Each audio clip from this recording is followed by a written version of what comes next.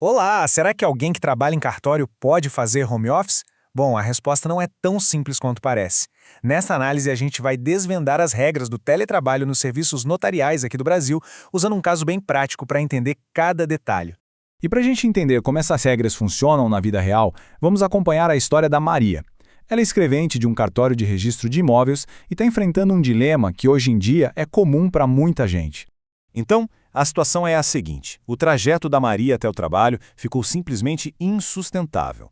Isso começou a afetar o bem-estar e, claro, a produtividade dela. Buscando uma solução, ela foi conversar com o chefe temporário do cartório, o interventor, para saber se existia a possibilidade de trabalhar de casa. A resposta que ela recebeu é o centro de toda a nossa análise. E aqui está a pergunta que basicamente define o futuro do trabalho da Maria. São 5 opções. E olha, cada uma delas parece fazer algum sentido à primeira vista, mas só uma está certinha, alinhada com as normas atuais do Conselho Nacional de Justiça. Qual delas será, hein? Vamos fazer diferente? Em vez de analisar uma por uma e criar aquele suspense, vamos direto ao ponto e revelar a resposta certa. Depois, com calma, a gente vai entender por que as outras 4 estão completamente erradas.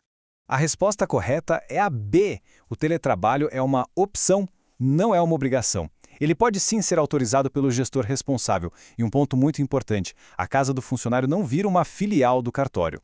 Mas tão importante quanto saber a resposta certa é entender por que as outras estão erradas. É justamente nessa análise que os detalhes mais importantes da regulamentação aparecem. Então vamos investigar cada uma delas.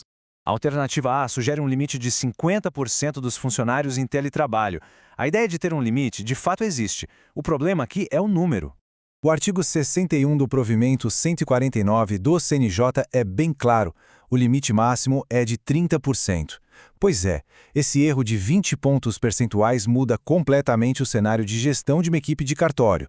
Agora, a alternativa C, essa aqui comete um erro fundamental. Ela inverte totalmente a regra do jogo. A norma proíbe com todas as letras que titulares, interinos e interventores trabalhem remotamente. O teletrabalho foi pensado como uma opção para os colaboradores, como a Maria, e não para a liderança do cartório. É exatamente o oposto do que a alternativa diz. Já a alternativa D erra ao dizer que a corregedoria é quem define os padrões de produtividade para o trabalho remoto. Na verdade, a norma dá autonomia para o gestor do próprio cartório. É ele quem define quais atividades podem ser feitas de casa, como parte do seu poder de gestão. A corregedoria não interfere nessa decisão operacional do dia a dia. Por fim, a alternativa E tropeça num detalhe que é sutil, mas crucial. Ela confunde comunicação com autorização. A regra exige que o cartório comunique à corregedoria com 15 dias de antecedência sobre o início do teletrabalho, mas não que peça permissão. É um aviso, não um pedido de licença. Uma diferença que muda tudo, né?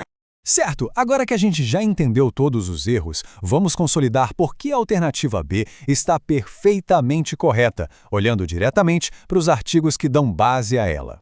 A resposta certa não é uma questão de interpretação. Ela é, na prática, quase uma transcrição direta das regras. Vamos ver os 3 pilares legais que sustentam essa afirmação. Olha só como cada pedacinho da alternativa B tem um artigo correspondente no provimento. O artigo 58 confirma que é opcional, o 59 que o gestor pode autorizar e o parágrafo 2º desse mesmo artigo que diz que isso não cria uma sucursal. Ou seja, a resposta é correta porque está escrito, preto no branco, na norma. Certo.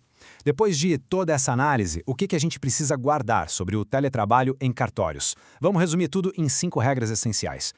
Então, para não esquecer, é uma opção para os colaboradores, mas é proibido para os chefes. O limite é de 30% da equipe. É preciso comunicar à corregedoria com 15 dias de antecedência.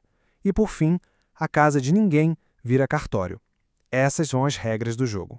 Essa regulamentação toda já é um avanço, né? Mostra uma adaptação de serviços super tradicionais a uma nova realidade de trabalho. Mas a tecnologia não para. A grande questão que fica no ar é como é que essas regras vão evoluir para acompanhar um futuro que é cada vez mais digital? A discussão está só começando.